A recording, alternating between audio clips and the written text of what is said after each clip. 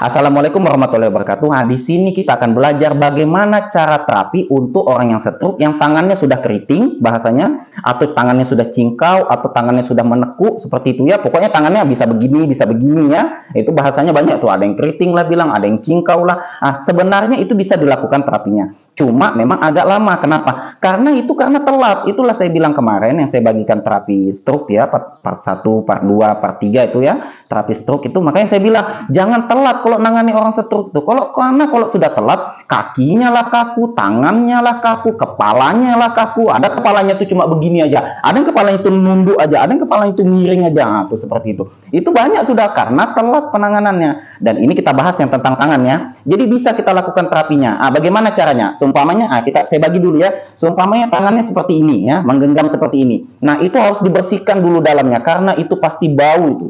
Maaf ya, itu sudah berbulan-bulan biasanya tangannya begini tuh. Dan itu bau, dibersihkan dulu di dalamnya ya. Setelah dibersihkan, baru lakukan terapi pakai minyak zaitun. Nah, yang dipijat itu di bagian sini yang dipijat ya, dan di bagian sini yang dipijat ya. Dan ini paling banyak nih pertanyaan di komentarnya tentang ini ya. Memang orang stroke ya sering begini, kenapa? Karena telat penanganannya ya. Dilakukan pijatan di bagian sini ya, buka sedikit tangannya setelah dibersihkan kan, buka sedikit, lakukan terapinya seperti ini ya, di dalam sini dilakukan dulu.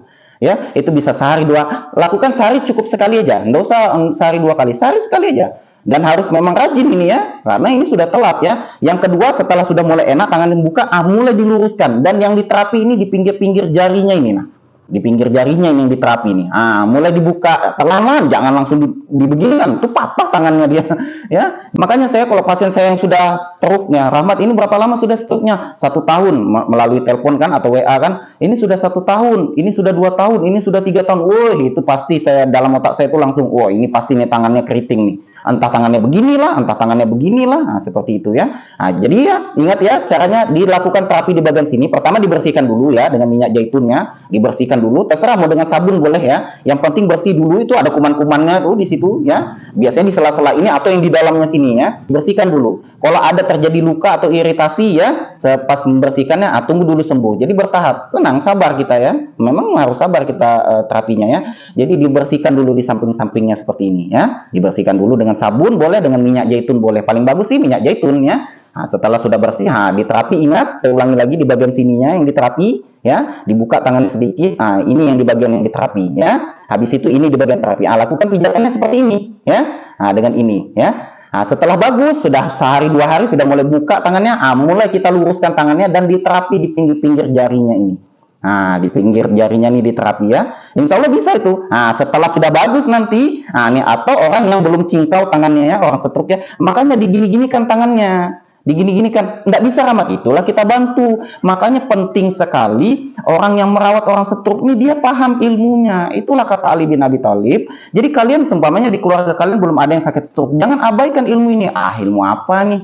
Nggak ada juga di keluarga aku sakit stroke. Salah. Kalian bahkan yang membantu orang sakit stroke ini, yang pertama kali kalian harus beginikan tangannya. Makanya saya kalau dengan pasien saya, keluarganya itu, saya suruh, Bu, nanti angkat-angkat tangannya, Bu ya. Ini sama nih, nanti yang di bagian bahu nih. Ada juga yang nggak bisa diangkat tangannya seperti ini.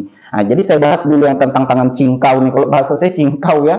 Itu karena ini yang paling banyak di komentar. Ada juga yang nggak bisa diangkat begini tangannya, kena di bagian bahunya nih.